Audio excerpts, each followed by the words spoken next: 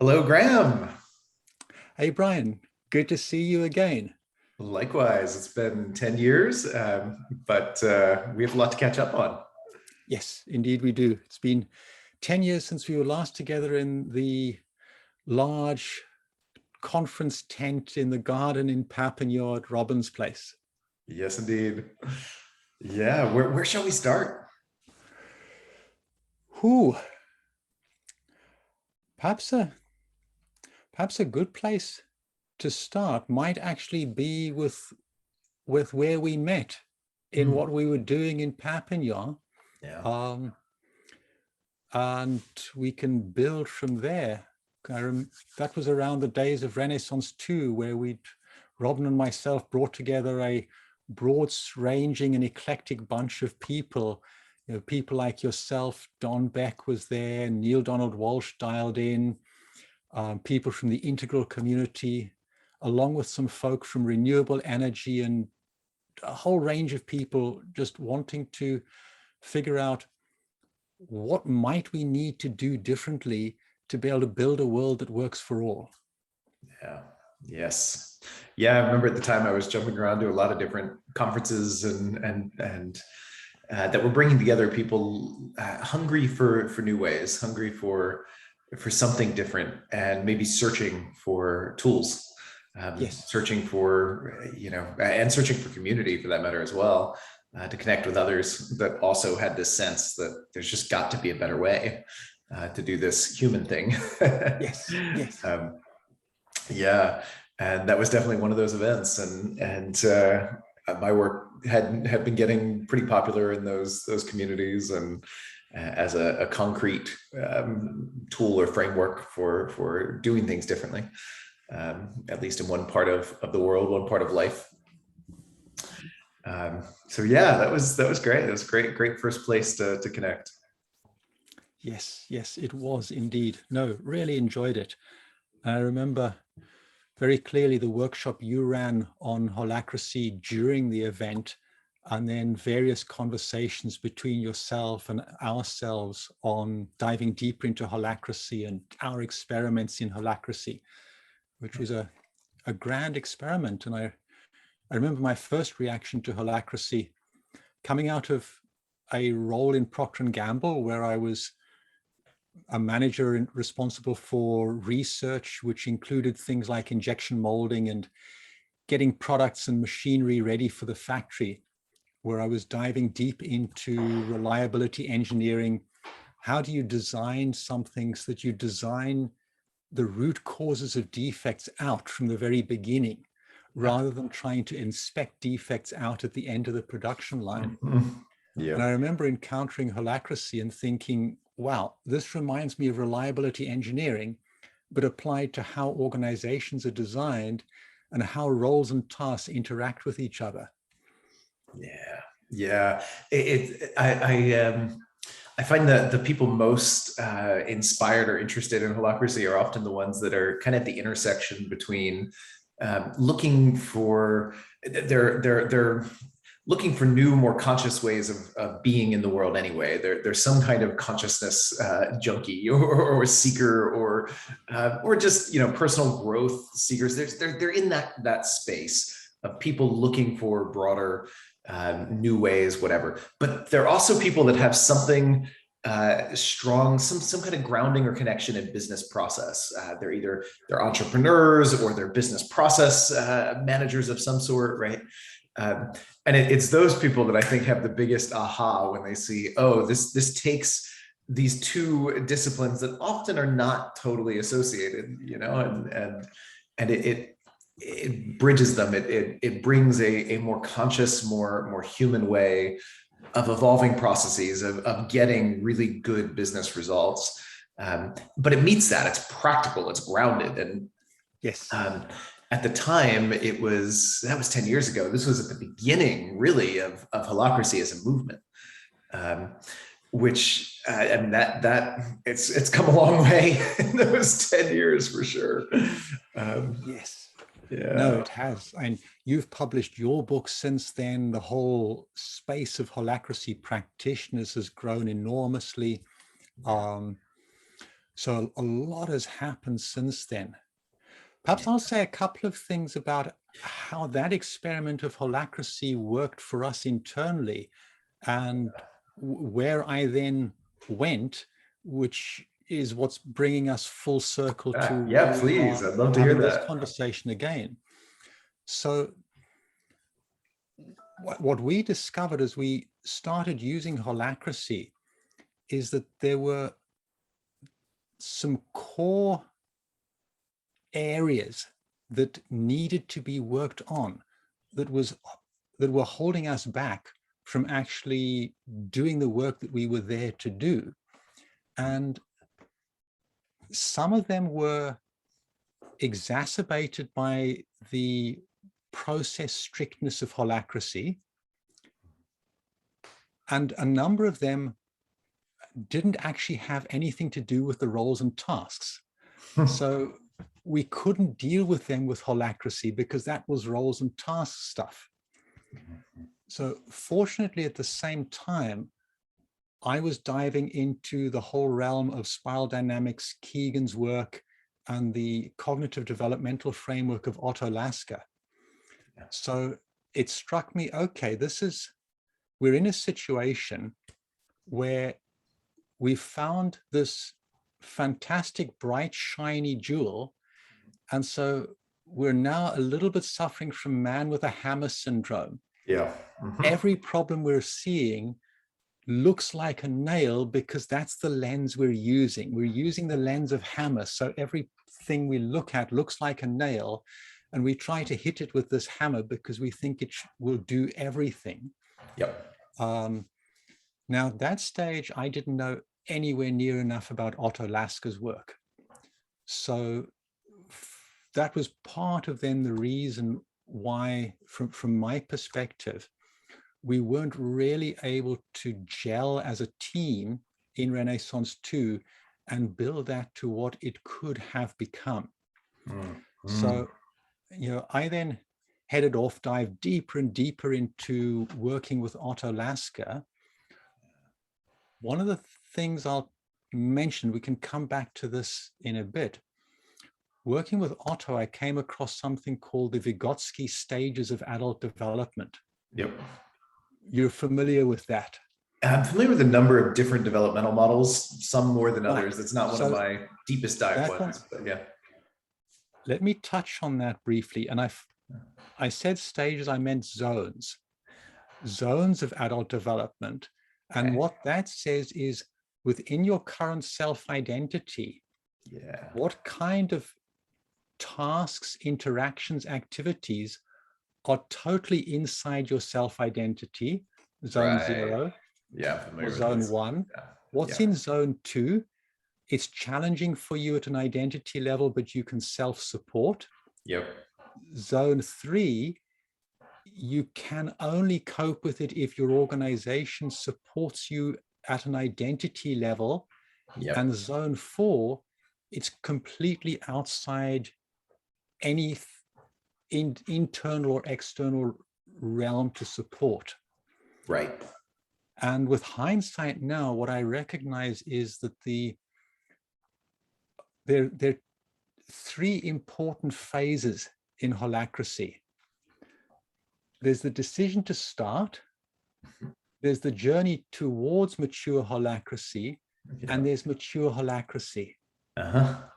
And these zones of proximal development are crucial and different at each stage of that journey.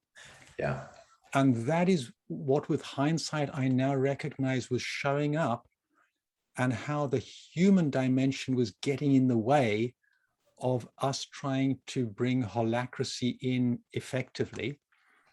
And I'll throw one more seed in, and then we can choose where we go with this. The other thing I realized at that point was that if you're incorporated in any traditional approach, you have something like a gravitational field. You've got a deeply hidden power hierarchy that is always in the background, and that deforms everything that is happening, Yeah. often at a hidden subconscious level. Yeah, we call it the shadow power hierarchy. Yes. Yeah, yeah, I really resonate with everything you're saying. It's actually a pretty common issue we've learned to deal with as we coach organizations through this change. Um, when you first adopt this, especially in the kind of organizations that get excited about it, right? Which is not all of them. Some of them it's just a tool. Some of them are actively resistant. I mean, it really depends on the culture, but for the ones that are excited about Holacracy, they kind of intuitively get the promise or the potential or the vision in some way. And they're often more of the organizations that are, they're already pretty visionary. They're very purpose driven. They're already kind of trying to be change makers in some way. They're the ones that often get really excited about it. And then think that Holacracy is a silver bullet that solves everything and try to use it for every issue. And it's not that it doesn't have some role to play in almost any issue, but it's also not the solution, right? It's like in the example of if what's limiting is something more in the personal development or the shadow integration needed or whatever else. Holacracy is going to help. It'll let you structure some roles. Do you need a role for dealing with something in the tribe space, as we call it? Right? Then great, create a role for that. But it doesn't do the work for you any more than if you create a sales role means you just generated sales, right? Like Holacracy is a meta framework. It's not solving that problem. It's letting you organize to solve that problem, right? So great, if you need somebody whose job it is to go research models on dealing with human psyche stuff or dealing with cultural stuff or whatever, it's going to let you create that role and get clear, we need this, but it won't do the work for you and it's not going to solve that problem for you, right? So you still have to go do the work. And if people get so excited about organizing the work that they stop doing the work, that's a problem, right? So as I say, Holacracy can make it more conscious. It can make it more clear. Oh, this is an area we need to go do something in, even if the doing in this case is very, working in a pretty ethereal space, working with tribe stuff, working with human psyche stuff, whatever. But you still got to have somebody go do that. And that's going to take other frameworks and other models and other tools. Right? Holacracy is just your meta organizational frame. It's not everything you need. And man, I see it so often that people try to assume it's going to solve everything. And then often they'll end up, not getting their problem solved and then blame Holacracy for it. That's a pet peeve of mine. It's kind of like saying, well, Holacracy didn't, sell our product. Like, well, of course it didn't, right? It's not supposed to do that. Yeah, and especially if for organizations that are trying to bring a completely new paradigm into how they show up in the world, I think Holacracy is a major piece of that, but it's only a piece of that equation, right? There's also cultural shifts. Holacracy will create some cultural shifts, but it's not going to be every cultural shift you want if you're going to show up in a completely new paradigm, right? So there's other things that are needed in that mix. It's just one framework, one tool. And you're going to need several if you're trying to completely change a paradigm of how we organize, how we show up. Yes, exactly. That has been what I have been saying essentially for the past 10 years. It's something like you invent the automobile engine and it's absolutely brilliant. Yeah. But you're not going to have a car that is going to get you from New York to Santa Barbara with just an engine. Yep. You need everything else as well. Yes. And in particular, you need to have a driver in there that knows how to navigate, accelerate, brake, and turn the wheel when it's appropriate. Yep. And that's one of the other learnings that we've really had. People often ask me, what conditions are needed in order to make Holacracy potentially successful or stick, work for a company. And what companies is this for? What kind of companies? And, at first glance, it's very broad. It works in all different industries, all different types of work, all different sizes and shapes. But there is a factor that we keep coming back to and keep seeing. In fact, I think it's the single biggest predictor of success. Will Holacracy work for that company? And that's really the leader who's bringing it in, the founder, often the founder, sometimes not. It could be a department head in a bigger company, but the leader who's bringing it in, their own consciousness, their own personal growth, development, whatever, they need the capacity to really have take a very broad perspective, to see and work with systems, to see, at least have some ability to kind of notice their own shit, right? Notice their own shadow when it's showing up and limiting, and do some deep self work, right? They're often people that have already done that kind of work. They're in the practice of that, right? That seems to be the common point. And I think that goes with what you're saying of, to use the metaphor, somebody that knows how to drive the damn car, not just admire the engine, right? It takes somebody who can put these frameworks into practice, including in shifting their own behaviors to do it, right? To notice where they're stuck in an old paradigm and do the work required to let that go and learn something new. Yes, exactly. I'll dive into that in a moment. And in my book with Jack, Rebuild, there's an entire part of the book that deals with that. Part 3, chapters 8, 9, 10, and 11 are purely on the role of consciousness stage of development in an organization. There's a precursor to that, the framework that I've developed, and that is the red thread running through the whole book. And it's both a framework and a set of lenses to use to look at things through. And we look at things through 6 distinct strata. At the top, stratum 6 is the global economy, global business ecosystems. Stratum 5 are local business ecosystems, perhaps a circular economy, interlinked set of businesses.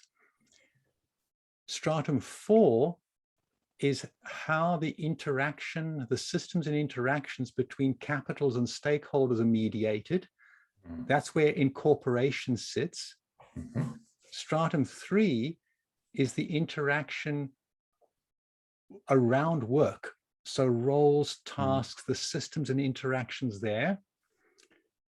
Stratum 2 is the systems and interactions around human to human interaction.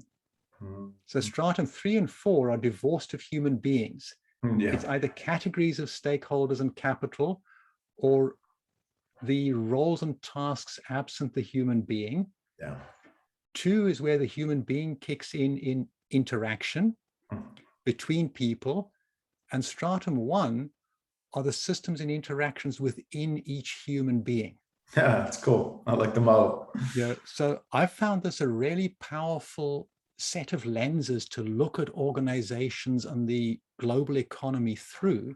Yeah. And like we were saying a bit ago, any set of lenses is by definition incomplete. Yes. It highlights what you want to see more clearly by hiding what you don't want to see more clearly. And if you're using an inappropriate lens, you will see what you shouldn't be seeing and not see what you should be seeing, which is really the issue very often. And just to highlight the other side of that problem is an overseeing. If you only use one lens, I think that also highlights the importance of having multiple lenses, because otherwise, if you have a single one, you're going to shadow something. Almost by definition, you're not seeing something because that lens isn't highlighting it, which is good in some contexts. And if you overuse it and you don't have other lenses, you're going to miss something almost by definition. Exactly.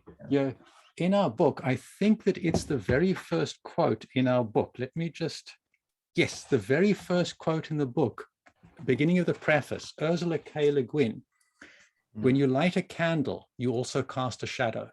Yeah, beautiful. I love that quote. It's superb. And that's very much what Holacracy does. And my first encounter with Holacracy definitely lit a candle, and it was casting shadows. And we hadn't yet worked out 11 odd years ago, 12 years ago, when we started that, to see the shadows and what to do with them. Yeah. And to extend that metaphor, I think that's why it's important. If you are trying to turn the lights on in a room or whatever, light multiple candles. And this is one of the learnings we've had in how to roll out Holacracy. We no longer bring in just Holacracy, right? We also bring in some kind of framework for doing interpersonal work, right? So for me, it's some work from the authentic relating movement. There's a whole model now that grew out of that called meta relating, which is a totally different candle. It's a different frame and it highlights a different set of things. And if you just use that candle, you're going to miss the importance of role-to-role relationships because you're going to be so focused on the human relating aspect. But if you just use Holacracy, you're going to miss things that really are frictions in the human relating, right, as opposed to the role relating. So, we light both candles, and there's some others as well. But I think when you kind of do that, now you start taking out the shadow because each candle is illuminating something different. Yes, exactly. No, it's absolutely spot on. In our work, we do exactly the same. We say, right, we need to bring in something we need to bring in a whole coherent approach across all four strata. That makes so much sense. Yeah. If there's a gap anywhere or if there's a mismatch anywhere, it puts in a fracture line. Yeah. And anything where you have a fracture line and you start to put stress on it, that fracture line is going to propagate and the whole is going to crack as that fracture line propagates through everything. Yeah, but I actually feel inspired to read your book now. I love that as a meta frame, right? It's you're giving kind of a meta frame so that people can ensure they have some kind of model or framework or whatever for all of these different areas that they need. That makes so much sense. The book's called Rebuild, right? Yes, the book is called Rebuild: The Economy, Leadership, and You. Awesome, love it. And for people who want to take a sniff at it, of course, we recommend that everybody buys a ebook or paperback or hardback from one of the online retailers anywhere in the world. And for people who want to take a sniff at it before investing money to buy it, or people who are on a really tight budget, the whole PDF of the book is available for free download from my website, graham-boyd.biz. Wonderful. So we really want anybody who can benefit from the book to benefit from it, even if they don't have the budget to be able to buy it. Cool. Of course, at 450 pages of comprehensive material, everybody who's tried to work through it from the PDF has come back and said, I ended up buying the paperback because I needed to take notes in the margin and underline what was important and things like that. Yeah, totally. Excellent. Yeah, it's great. I love the breadth of that, from the economy down to you, everything in between, right? That's great. Exactly. The book it spans all 6 strata that I mentioned. Cool. My co-author is an economics professor. And in the appendix, and I'll work my way back down the strata now. So bear with me for a bit, and I'll talk for a bit and then pause. But if I work down the strata, in the appendix, we propose a way of completely reinventing economics to fully take into account all 6 strata in one theory or one theoretical framework. Interesting. And at the heart of what's in that, so stratum 6 is the global economy, global business ecosystems. Stratum 1, a theme that runs through the whole book, is that the reality that each of us experiences is our own internal unique reality. I can never experience Brian's reality. Yeah, totally. Brian can never experience my reality. And so we provocatively say, as a starting point, that if we take as a fact that there are 7.9 billion realities on the planet, then the central task of economics is to understand why a decision is rational within each individual's reality at the point they take the decision. Yep. All So decisions make sense. exactly. Mm-hmm. We riff off Einstein's relativity. Einstein said, what would happen if the speed of light was actually constant at all times in all situations? And that fixed all of the problems that people had with mechanics and movement and so on. And we say, well, instead of saying that the idea that economics is based on the rational human, and all decisions that don't agree with economics are defined as irrational because they disagree with economic theory. Right. What if we went the other way around and we said, every single decision that any human being has ever taken at any time was completely rational within that person's internal frame of reference, their reality? What might economics look like if we took rationality as the fixed point? Yeah. And the theory had to fit around that. It's a beautiful metaphor. Yes, I love it. So we've got a whole appendix on how to construct an economic theory that is based on that. And it propagates through the whole book then, in that the book starts from the premise that there is something that we call actuality, which is whatever actually is, but actuality in its entirety is unknowable by any one of us. It changes faster than any of us can ever keep up with. And anyway, we only ever see or take in a very, very thin slice of actuality. And we then construct reality out of that by taking in a little bit of it and then adding a whole amount of meaning onto it from all of the meaning-making scripts we've developed through the course of our life. Yeah. And that's how stratum 1, the inner individual, and stratum 6, the global economy and business ecosystems, are actually linked together as a complementary pair. Yeah, of course. Yeah. Mm-hmm. Yeah, it makes a ton of sense. It's funny. I find myself thinking about kind of mapping where my work tends to focus in there, and it's I mean, it touches all of it in different ways, of course, but it's a lot of what Holacracy brings into an organization really is, I'd say it jumps out the most is that stratum 3 that you described. Of course, it's a framework for figuring out how do we organize all of the roles and processes and everything else within a single organization. That's kind of the first thing people encounter with Holacracy that makes the most sense, right? But at the same time, it does really influence and touch stratum 2 and stratum 4 as well. I'll come back to that. But stratum 2, it's the way we humans interrelate. It's giving you a way of architecting that in a way that then gives you a context or a container within which we still relate. And there's more in that stratum 2 than you want to try to have Holacracy use, which is some of what we were saying earlier. And then it goes down into stratum 1. It does rewire the way people make sense of how to think about organization. And a lot of the work we do when we're helping an organization get this is interior work of the individuals, right? Now, Holacracy is not going to do that work. You need other frameworks and tools to do it, but it's going to challenge it, right? To use the zone model you brought up, right? It tends to kind of push people out from zone 1 by bringing in new ways, new frames of meaning for how we think about things like how to hold people accountable, or how to organize, or who's going to do what, or, what does, a good worker, a good boss even mean anymore, right? It's reframing the way we think about things that we often take as fixed givens, right?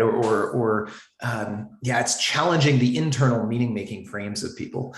So a lot of the work to make Holacracy work and stick is going to be work helping individuals kind of reorient their own internal meaning-making system, right? And their own internal habits, right? A lot of the work we do is habit change with individuals, changing their internal automatic responses, right? Building new habits, and then building new ways of relating with others. And then, of course, the organizational frame that is kind of the direct focus.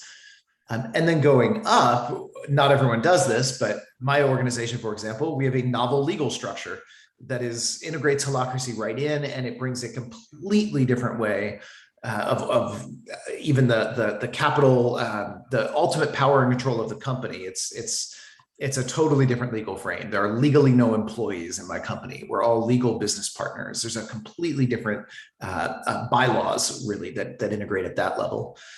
And then we can even see, going beyond that, Stratum 5, there's, in my company, for example, we use Holacracy across companies to start linking our licensees. We have a whole licensing model where licensees go use Holacracy with their clients, right? They use our brand and our materials and all that. So there's an ecosystem there. And we have certifications and other things that kind of cross organizational boundaries. And we invite our licensees to kind of link into these broader circles in the ecosystem to govern some of this shared context, right? So we're now using Holacracy at a cross-organizational level to start organizing some of the ecosystem, right? And haven't yet had a chance to do work with Holacracy at Stratum 6, but man, that would be interesting. Yes, that would be superb. And that would be brilliant if we could work with Holacracy in Stratum 6, if we could really do work in Stratum 6. I'll pick up on what you've been saying. So if I take Stratum 5, there's a growing amount of emphasis now on building circular economies, on building regenerative economies. And much of the effort there is looking at, let's say, the hard technology. So plastics recycling technology or something like that. My perspective is the biggest challenge to get almost anything done, whatever it might be, is trust. Can I trust? And Stratum 4 is the building block for Stratum 5. Each individual incorporated entity is the minimum viable unit that builds Stratum 5 and builds Stratum 6. And as I was reading around and exploring, what is a company? What is a company for? Looking at it from the lens of Stratum 4, the systems and interactions between stakeholders, I came across some quite old work that pointed out that the original reason why incorporation had been invented was because businesses needed more capital than any one family could bring from within the family. They needed a way to externalize trust. And once I read that the company was first there as a mechanism to enable people who were not friends to trust each other as if they were friends, at least from the outcomes, even if they didn't actually trust the human being. It struck me, well, what we need now, and this is how my company is incorporated as well. It's incorporated with some things that are analogous to what you describe. And in the sense that every single type of stakeholder representing every single type of capital can have voting rights in the company and can have the right to some share of the dividends, the profit sharing, and the capital gain. There are a lot of parallels with what you describe. The two of the things that I want to highlight in how we're incorporated, and then we can explore to what extent it might be either in how you're incorporated or something that would be easy to bring in as well. The first one is we're built in to how the company is structured. We start from a principle of we're never going to get this completely fair. We're never going to get this to be a point that is ideal consciousness. So let's, instead of trying to make something that is fair and ideal conscious, let's build in an appropriate balance of power and checks and balances so that nobody can dominate over anybody else.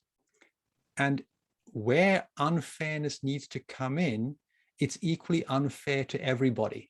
I love it. Yeah. Yeah. And so that's the first thing that gets built into how it's structured. And part of what drives that is including some elements of a trust, where you have the principles of trusteeship, or the principles of stewardship, as we call it, Yeah. and then stewards that are legally mandated to vote in the annual general meeting according to the principles that they are bound by, not according to their own interest, which is a bit like a holacratic role. It You is. speak from the role of steward, Yes. not from yourself. Yep. The other people, stakeholders with voting rights, they are, let's say, gently guided as best they can to speak from the role of steward and to express their own personal needs, representing their stakeholder category and their own needs as well. Yep. So Yeah. there they have, let's say, they would show up in a meeting wearing perhaps 2 or more hats as Yes. holacratic roles. Yep. The Yep. second thing, I'll give you a No, moment. go ahead. Moment. You're speaking my language. Good. Just wanted to put in the second thing in a moment. So the other key thing that this brings in, there is a fundamental flaw in what business leaders and economists are taught at university. And this is covered in chapter 6 of the book, especially section 6.4 and 6.5. What this fundamental error amounts to, people are taught to calculate probable outcomes. What are the probable wins and losses of a certain decision? They're taught to calculate that using a statistical formula that is not valid for almost all business and economics processes. The consequence of that is that we are seriously underestimating the risk of losses. That is behind the whole venture capital paradigm around unicorns and exits. Yeah. And it's also driving the belief that pure competition is the best way of running a stock market and the best way of running a business. And what we show in our book is that if you actually calculate expected outcomes of wins and losses using the much more difficult but valid approach, the conclusion you come to is that we're wasting a hell of a lot of money in business, a hell of a lot of human time, effort, and everything by thinking that competition is the only hammer to use to solve all problems. Yeah. And what we show is that if you actually have collaboration between companies in an ecosystem, everybody is better off at the end. Yes. And this is the second key thing that our way of incorporating does, is it gives companies that in any way interact with each other voting rights in each other and a share of the capital gain and the surplus profit that each other is creating. Yeah. And the magic that this gives you, recall I was saying a moment ago that the incorporated entity was developed as a way of creating trust between people with money. This now creates trust within an entire ecosystem of businesses across the whole ecosystem. Yeah. And it solves one of the key challenges for companies in a circular economy or regenerative economy to work with each other effectively as a circle, which is company one at the beginning of the circle should, to optimize the whole circle, invest far more than they otherwise would, but that investment will only pay back 10, 20, 30 years later in company 2, 3, and 4. Right. And without that shared voting right and without shared benefit from the gains that companies 2, 3, and 4 have from company one's increased investment, There's no way company one is going to do that. There's Yep. no way the investors are going to allow them to do that. And this is really at the heart of everything we're doing now, is how do we build a regenerative economy globally that has the power and the speed to address our global challenges. Yes. So I really resonate. Everything you're saying makes so much sense to me. Love the frame, and there's some precedent for some of these things. Like Toyota and the lean movement did the equity in lots of different organizations. All kind of had reciprocal equity in each other in a supply chain, right? So there's some interesting examples. And then I really feel compelled to bring in one of my passions is the whole cryptocurrency space and everything going on in that world. And I think one of the beauties of that, of why that is so powerful right now, is because it has this unique, novel way of aligning financial incentives across an ecosystem. So, and that changes it. It's no longer a question of competition or cooperation. It's both. It's almost a less meaningful distinction, right? You've got companies that might be in one level competitors, sure, but they all have a clear shared economic interest in the protocol or the platform at the same time, so they collaborate, right? And it would be foolish for anyone to try to just attack and undermine the shared frame that they all have. So, and we see this in the crypto space. We see, quote, competitors working together, collaborating, contributing, because they all have this shared economic interest in the protocol layer, right?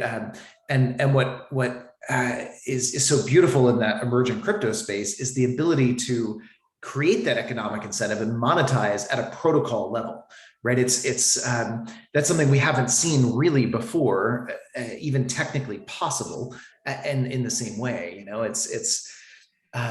you look at the early internet days, for example, and there were companies that pioneered underlying protocol level technologies, but they didn't do that well economically, right? It was a huge value for the world, and if that's true, if that can be true, then there's a limit on how much they're going to invest in those things, right? There's that limits the entire ecosystem by not being able to, in some way, incentivize the protocol level development.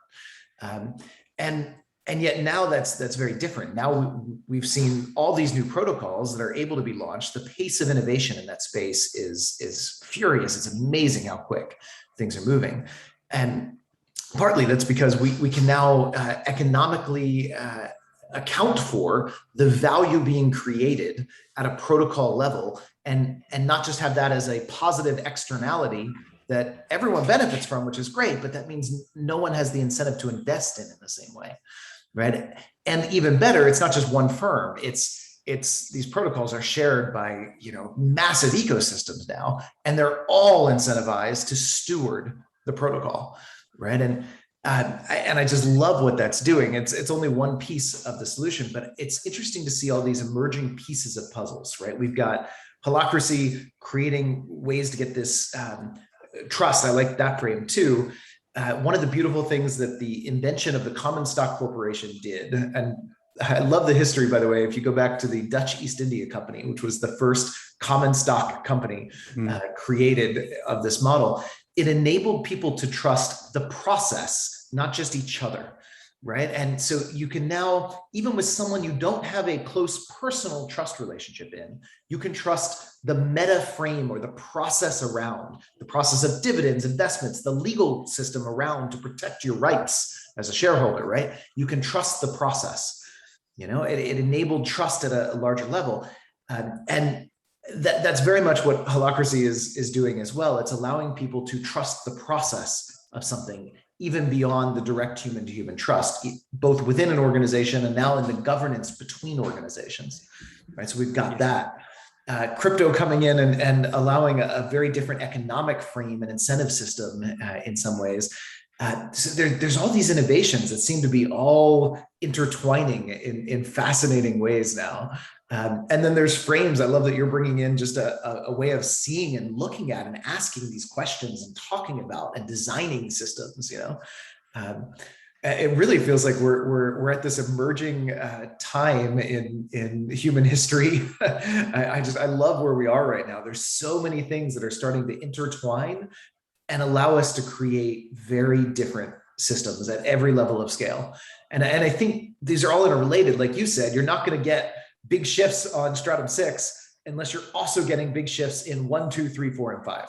Right? Like these are going to go together. They're not, you can't just address 6, which is, I think, a mistake that's often made in the world today, especially in our conventional paradigm where, these global politicians are all trying to address things on, stratum 6 or stratum 5 at least, or whatever.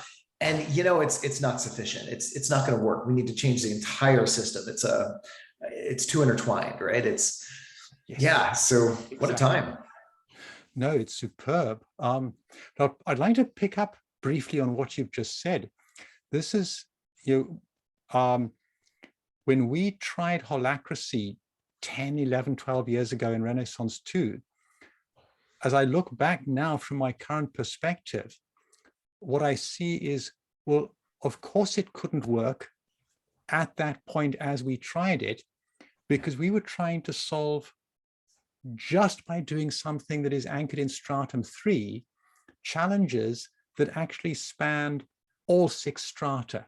Yeah. And so, of course, you're not going to solve all 6 strata's challenges by doing something just in stratum 3.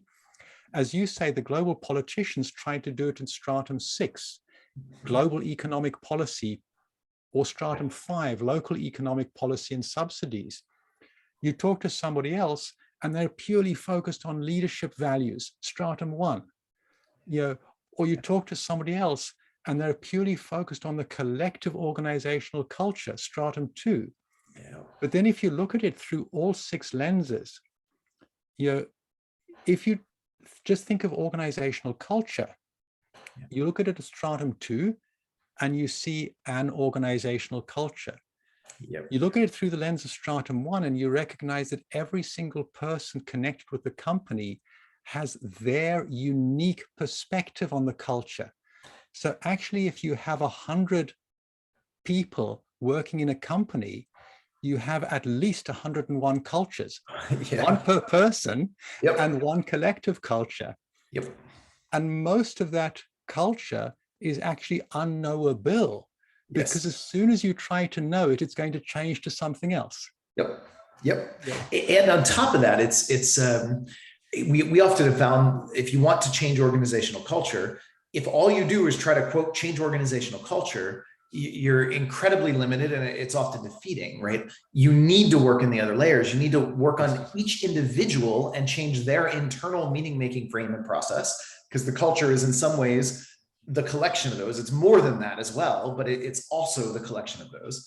But you also need to change the organizational frame, because if people are working in the same processes and systems, that's creating a pressure on the culture from the other side, right? So if you want to change the culture, don't just focus on culture change.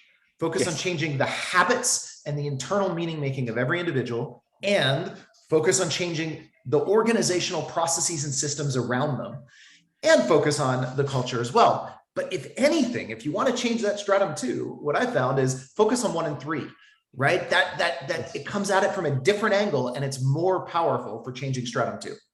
And I think that can be said probably at any level. We've also found, even for Holacracy, stratum 3, if you want to change organizational frame and systems and processes, if you can, it's really powerful to change 4, the fundamental foundation of the way power works here, the way capitals flow, the legal structure of the entity, and the culture. Let's really do work on that, right? Like, that's going to change stratum 3.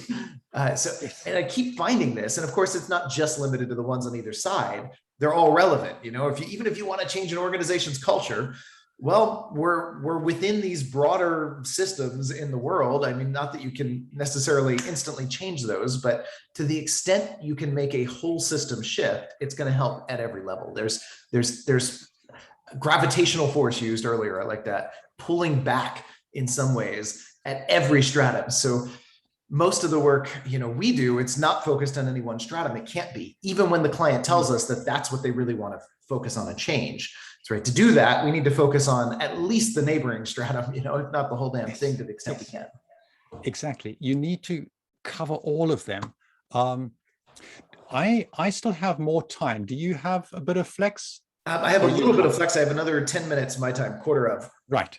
I'd like to put one more point in, and then we can see where we go from here. So what I want to put in now is you're recognizing the state of the global challenges, climate, et cetera, these things are imposing their own timeline on us right now. And fires, floods, droughts, wherever you look, we are already in a climate crisis. So our focus now is looking at stratum 5, not creating individual businesses, but rather we're working hard on finding the investors who get what we're talking about, so that we can mobilize a significant amount of money behind addressing global challenges through incorporating companies as our fair shares commons, using something like holacracy, sociocracy, whatever it may be in stratum 3, whatever works well in stratums 1 and 2, and we have our approach there, which we call the adaptive way.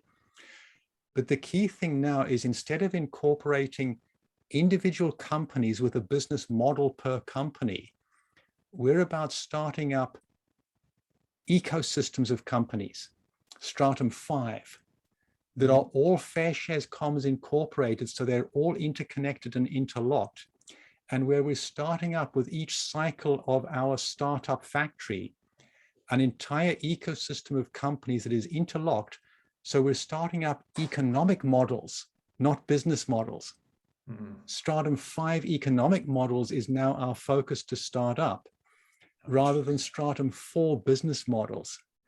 And that's really where our attention is now, building economic models in our startup factory, where each local economy we build is composed of multiple fair shares commons incorporated viable businesses that optimize across the whole economic model, not just within each business at the expense of the whole. And from our simulations, that can unlock 100 to 1,000 times more power to solve our problems. I really love it. I want to just link that back to, again, another space I'm passionate in. I'm an investor, especially in the crypto world. And that's exactly what's happening in that world. The startups are not just starting up at the individual company level. They're starting up at the ecosystem level. They're designing a new economic protocol. And then almost from the beginning, there's many companies that are effectively started almost simultaneously for working on that ecosystem, right? And it's powerful what happens, right? When you do that, and you do it with a framework to ensure this shared investment, so that they all have the economic incentive to contribute at that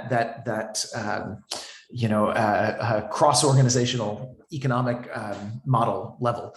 And that's exactly what they're designing. They're designing a new economic model. And this is actually what, so my company right now is working on evolving our licensing program. I mentioned we license Holacracy to other licensed certified firms, and we're changing that right now. The economic model, we're in the process of upgrading to be something using a crypto token to create a completely different economic model to allow this sense of shared benefit across that ecosystem. So, and it's something that we couldn't really have done without the new technology enabled by the crypto world. So I love that, the technology itself, the hard technology is enabling new social technologies, right? The hard technology of crypto is enabling a new social technology, a new way of licensing to get a new type of economic model at this stratum 5 layer for our ecosystem, right? And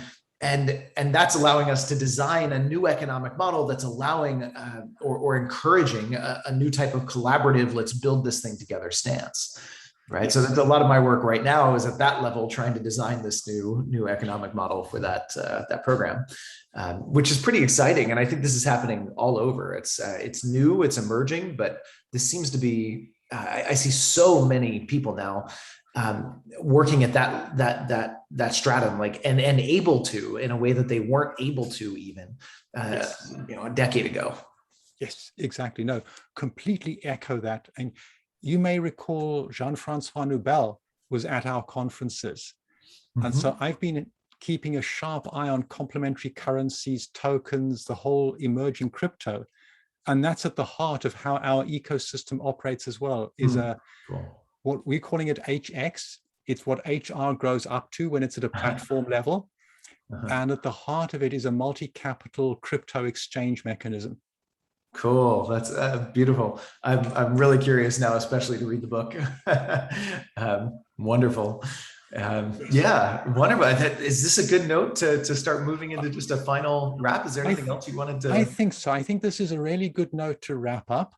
It sounds like you and I have at least another conversation to have in the not too distant future, to sort of see if we can connect on other areas. But the last thing I would say is just encourage everybody to download the book and take a look at it. The central theme really is using multiple lenses simultaneously. And so our encouragement is, we hope that the book is provocative. We hope that there are things in the book that you may disagree with. And whatever the idea is, whether you agree or disagree, at least rent the idea for half an hour and see what you can see by looking through that lens. Yeah, that's great. Well put. And for anyone who wants to dive in and learn more about Holacracy, the website's a great place to start, holacracy.org. I should mention, people misspell it all the time. So if you're typing this into a web browser, it's spelled with an A, not an O. So it's HOLACRACY.org, holacracy.org. Lots more on the web. Of course, my book as well, called, aptly titled, just Holacracy. Holacracy, the new management system for a rapidly changing world, is the subtitle. And my name, Brian Robertson. You'll find it anywhere you find books. So check that out if you want to dive in more on Holacracy. And of course, you'll find on the website, there's workshops online, trainings, lots of different ways, coaches to kind of explore that method further. Exactly. And I should just add, likewise, on our side, our company website is evolute6.com, evolutesix.com. And for more about the book, my personal website, Graham, GRAHAM -Boyd, BOYD.biz. Great. Graham, this has been fun. Thanks so much for making this happen with me. And let's talk more in the future. Yeah, it has indeed, Brian. Thank you very much. I've loved it, and a superb way to end my working day before supper. Or to start mine over in the West Coast, US. Enjoy it. Thanks, Graham. Thanks, Brian. Cheers.